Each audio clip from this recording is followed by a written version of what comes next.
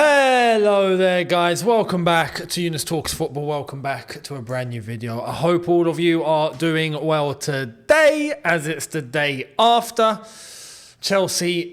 Liverpool versus Chelsea, not Chelsea versus Liverpool, we've already done that. Liverpool versus Chelsea, finishing 4-1 to Liverpool, and I gave you my thoughts yesterday after the game in my post-match review. You can go and check that out, top right-hand corner of the screen right now, much appreciated. Before we get into, today's meant to be deadline day, right? For me, it's Thursday. Basically, nothing really going on. Except for what we have just heard, and I'm going to address that at the end of this video. Second half of this video will be all of that transfer stuff and one news in particular. But the big news that's taken over deadline day today, because there's not really been much activity anywhere, is a swap happening elsewhere. We're having to get other sports involved because this transfer deadline day has been absolutely dreadful. Formula One, Lewis Hamilton on his way to Ferrari. Who would have thought that was going to happen, eh? You know, it's as big as Mbappe going to Real Madrid, and it's identical to what would have happened if Messi went to Real Madrid. That is the ramifications of that. Lewis Hamilton to Ferrari. What a deadline day. Shout out to Formula One for coming in clutch on deadline day to make something special at least.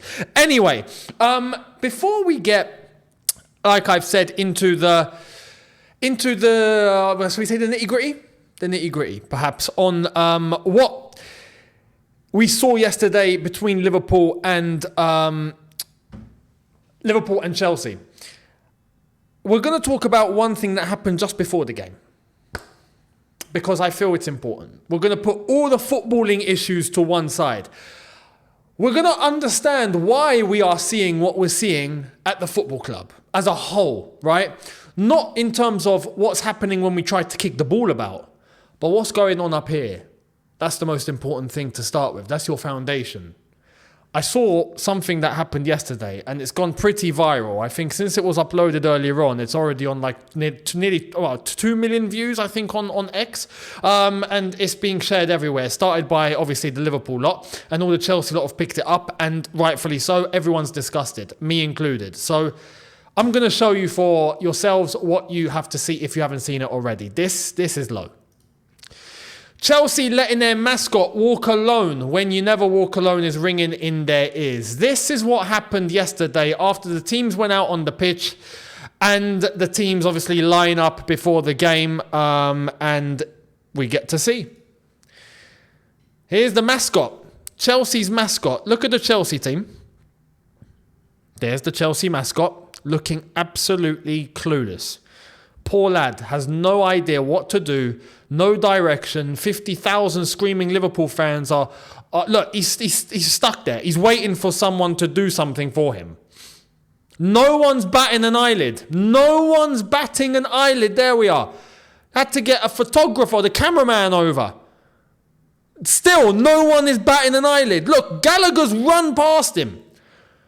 Honestly, man, honestly, this is, like I said, we're putting all footballing issues to one side, right? On the pitch, the ball and all that, how we play our football, put that to one side. This is low, man.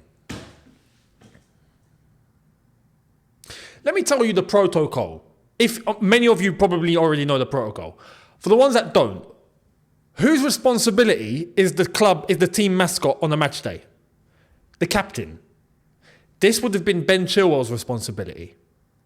It would have been Ben Chilwell's responsibility to do two things. When you have a mascot with you before kickoff, two things. You either, one, escort them off the pitch, you take them to the touchline, and then you run back on. Or two, you point and you tell them where to go. All right, go on, you can run off now. Go over there, he's going to see you. And then you see the kid run off. And then the captain goes back to where he needs to be, obviously, because you don't want to be running up and down. Game's about to kick off. Sometimes it's a choice. That's a personal preference. But you direct the kid where to go. We abandoned the lad. We abandoned the kid. Abandoned him. I don't know. Did we think he was one of the starting 11? Maybe because he's a kid. Did you think, oh, he's in the team? Perhaps maybe he's in the starting 11. Maybe he's a teammate. That's Ben Chilwell's responsibility. And I have to be honest, Conor Gallagher's responsibility too. And even on that level, that should be everyone. Everyone should be paying attention to this sort of thing, man. Come on. He's a kid. He's a kid. He is a mascot who's been waiting for this chance to be a mascot on a match day. Do you know how long the waiting list is to get your kids up to be a mascot? Do you know how rare it is to actually get admitted? for you to even have a chance to get your kid to be a mascot. This little boy has his dream come true. He's going out with his team. He's going out with the Chelsea lot, and they abandon him in the middle of the pitch at Anfield. 50,000 Liverpool fans.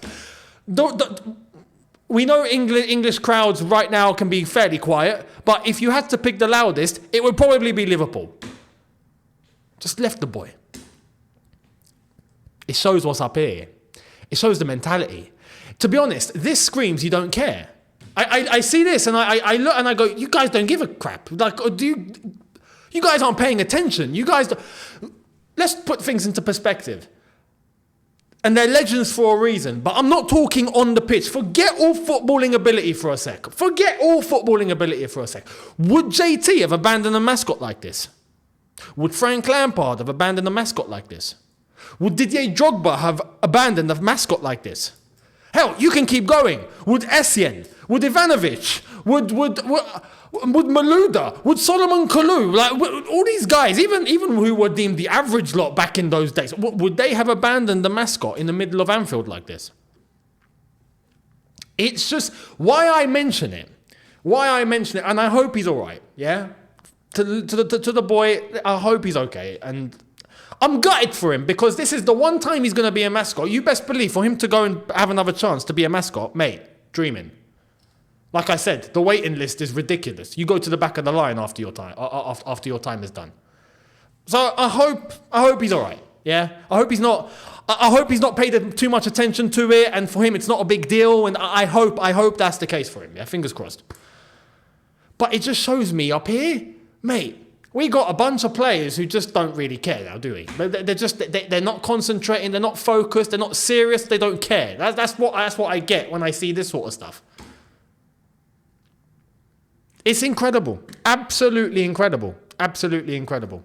And if we're going to move to yesterday and what actually went down after this, right? That one really got me, man. I think that's unacceptable. By the way, before we move on, we better see, as far as I'm concerned, the club, because this has gone viral. Let me just tell you, like I said, 2 million views are already on socials and it's still growing, right? It's still going crazy. The club definitely aware of this. Definitely aware of this. They better do something for the lad. They better. I'll be waiting. Let's move to what went down yesterday. Some of the reaction. We're going to check this out. Here's what Frank Leboeuf had to say. When Christopher Nkunku came on, I saw a different player. I saw a player who knows how to play internationally. The others don't know. The others are mid-table players. This is absolutely true. I said in my review yesterday, when Nkunku came on, I said it's nice to have someone who's half decent, who kind of knows what they're doing, right? Someone who knows how to operate in a tight space. Brilliant. He done exactly that. So you see the level of Nkunku and what we can do? We need that across the pitch. And like I've already mentioned, let alone the footballing ability, today's confirmed to us that even in their heads, they're not at the level. They're not at. No wonder we're seeing what we're seeing. No wonder. But this is what we brought in. He's correct. We brought in a bunch of mid-table players. Simple. Now, are we surprised that we are where we are? Are we shocked? Because personally, I'm not. Which is why I've been going along the same tone that I've been going on for quite some time now. Because I can't just pivot all of a sudden. Yeah, we look great, fantastic, everything's sorted. Like when we beat Middlesbrough 6-1. Of course I wasn't overinflated. Why do you think I came on and I said that's what I expect from a Premier League side against a mid-table championship team? 6-1 should be pretty, normal. Good. You've delivered on what I expect. Fantastic. Great. So in context, cool. We done what we were meant to do. But people were treating it like, some people treating it like, oh no, but we're back. We're absolutely back. We scored 6 in one game. Mate, it's like when Man United beat Newport County. All of a sudden, Anthony's doing this. Come on, man. Come on. Do you know what I mean? It's ridiculous. So we need to understand the levels, where we are at the moment. Have Chelsea improved? compared to last season. Shall we have a look? Nah.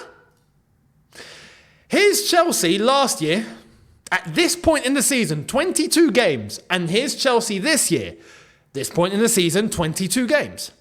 Same amount of points, same goal difference, same league position. 10th, plus 1 goal difference, 31 points. Brilliant.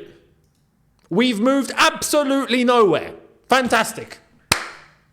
Brilliant. This is why I try and add as much urgency as I can to the situation, and people can have their opinions about what they have to say about what I say. You can say what you want. Everyone's entitled to what they want to say. Fair play. But this is unacceptable, man. This is unacceptable. If Chelsea were lacking, I've said this before, lacking in resources, right? Lacking. We ain't got financial power. We haven't got. We've got restrictions. We've got all sorts of things going at. We might lose our stadium. We might, I don't know, like we used to in the 90s. Save the bridge. If we had a serious issue at the club, okay, fair enough. We deal with what we can manage, and we did. When you go back and you look, we did. And we were still competing at least for the odd cup here and there. We were winning the odd cup here and there. We were around 5th, 6th, 4th, 3rd sometimes. People were saying, oh, you lot don't have any history before Roman Abramovich. Yeah, go back before Roman and see what we were actually doing. When we had problems. But Chelsea had problems. Cool. Do Chelsea have problems? As far as I'm concerned. We've got multi-billionaires who are running the club. We've got financial access. We've got top of the range, all sorts of facilities and resource that we possibly need. We have everything at our disposal. And this is what we're delivering after having spent more than any other football club, £1 billion. This is where we are. We ain't moved an inch since last season. Brilliant. And we will continue in this way if we don't change the way that we are heading down right now. This is down to the club. This is down to the club. Simple as that. Now, I'm going to show you something. And I'll be honest, for me, even this is a bit excessive for me, right? But, as Bruce Lee used to say, it's like looking at it's like having a finger in front of you whilst you're looking at the moon. You do that, most people are going to be looking at the finger. Don't look at the finger because you miss all the magic behind it, right? That's the saying, basically. Don't look at what JT is actually doing, but look at what it means, is my message here. So let's get into it. You'll find it weird, but roll with me. So JT put this on his Instagram. When I'm at the training ground, I have to switch these off because I hate seeing the red in our building. I done this, he says, if I can just enlarge it, I done this every day as a player also, right? Now here's the video because we can actually watch the video. So this is the video. There we are. He's at the training ground. This is at Cobham. He switches off the lights because he doesn't want. He switches off the switches into the off positions. That way, there's no red showing, right? That's basically it. But he said that, like he's put, he switches them off because he hates seeing any red in our building. It just doesn't fly. We can't have any red. It's excessive. I wouldn't have paid attention to something like that if I'm honest, right? For me, it's a little bit like, okay. But you know what? I'd rather that than not care. And this is the sort of detail that we've had JT think about. That's the sort of detail that he was thinking to as a player. That tells you, literally, you can literally cut his arm open and it will just be blue flowing out. Completely. That's the sort of mentality that will get you fighting through not brick walls, concrete walls for your team and for your club. And I would love some of that right now.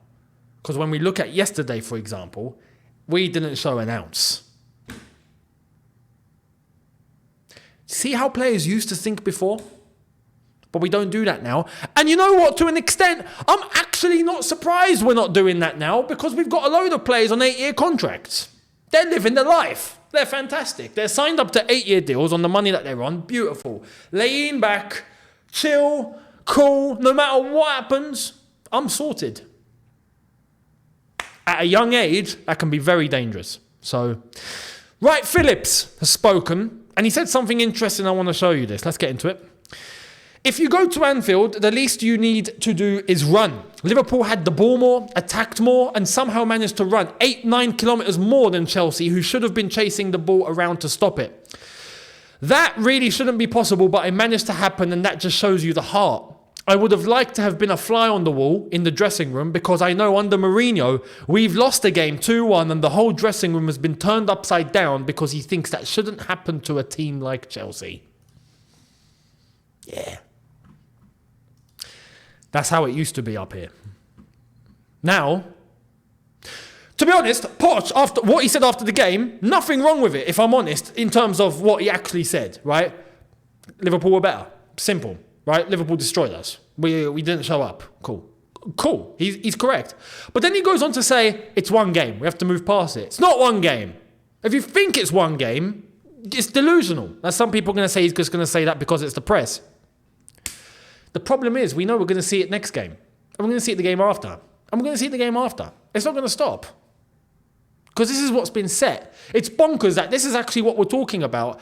8 months after Poch actually got the job. What are we doing? So on a tactical level, yeah, we can talk about that. There's problems. But even on a mental level, we're not there. Crazy. And then you're seeing like what we saw with the Mascot. Yeah, it just shows we don't give a damn. We've got players that literally are not clued on whatsoever. Incredible. Now let's go to the transfers and the money side. And look, the area that I thought we'd actually do good in. Money. Yeah, we're pure profit now. So, pure profit FC. I thought, you know what? If there's one place that this club will actually get something, it's money. Well, let's look at the latest on Armando Broja. This was from earlier on. Chelsea now open to letting Armando Broja go on a straight loan with significant fee and game time assurance. Sale or loan plus obligation still possible. If numbers and condition aren't right, may stay plus assess in the summer. Now, that was earlier on, right? We've since then had an exclusive and we've had the latest in the last few minutes. Check this out. Formula close to being agreed by Chelsea for Armando Broja to exit on loan. 22-year-old will then decide on Fulham or Wolves. AC Milan inquired, but financial constraints prevented it. Could revisit in the summer. So Broja more than likely is going to be heading out on a loan to Fulham. Now, what's the fee? Now, I have to say, so far, because I'm recording just as the news has come out. So I'm seeing the reports coming in as they're coming in, right? This, what I'm about to show you, better not be true. It better not be true. And I'll explain why. Check this. Miguel Delaney of The Independent has come out and said the Broja to Fulham loan fee is 750 grand. You know what's crazy? We wanted 50 million, which was bonkers anyway. No one budged. Then we were talking about 30. No one budged. Then it was a loan with an option to buy. No one's budged. Then we wanted a straight loan. But, okay, £5 million loan fee. Then we started hearing, yeah, maybe Fulham, maybe Wolves. Okay, cool. And now it's 750k. We've gone from 5 million for a loan fee to 750k. It's better not be true. And like Felix Johnson has put here, he's spot on. This is the chain of briefs on Broja this January. He says the chain of briefs, very important thing to indicate here, the briefs, because the reports that we've all been getting, this is the chain. He's correct. No sell without a replacement. Then Chelsea want 50 million. Then Chelsea want 35 million. Then they will allow a loan plus an obligation. Then they will allow a loan plus an option and no replacement. Then a straight loan with a 5 million fee. And now it's a straight loan with a 750k fee. What in the blue hell is going on? Either the briefs have flipping no idea what they're talking about, or Chelsea are a shambles. One of the two. We'll see what happens. But this is blowing my mind. The whole thing's blowing my mind. The whole thing is just ridiculous. The whole thing is ridiculous, man. Absolutely ridiculous. And it starts at the foundation. Like I said at the top of this video, basically, so what happened to that poor Mascot sums up everything at Chelsea right now. Simple. So, let me know your thoughts down below. Much appreciated. And I will see all of you tomorrow for maybe a couple of new ones, possibly a double upload. And Saturday will be the preview for Chelsea versus Wolves. So make sure you're there for that and we will be here. So, thank you all very much. Do not forget to hit the subscribe button if you haven't done so already. Hit the notification bell to be notified once I've uploaded. Much appreciated. Hit the like button if you haven't done so already. Much appreciated. And I will see all of you tomorrow for a brand new one. Thank you all so much, people. Don't forget, let me know your thoughts down below. Thank you, and I'll see you tomorrow in a bit. Take care and peace.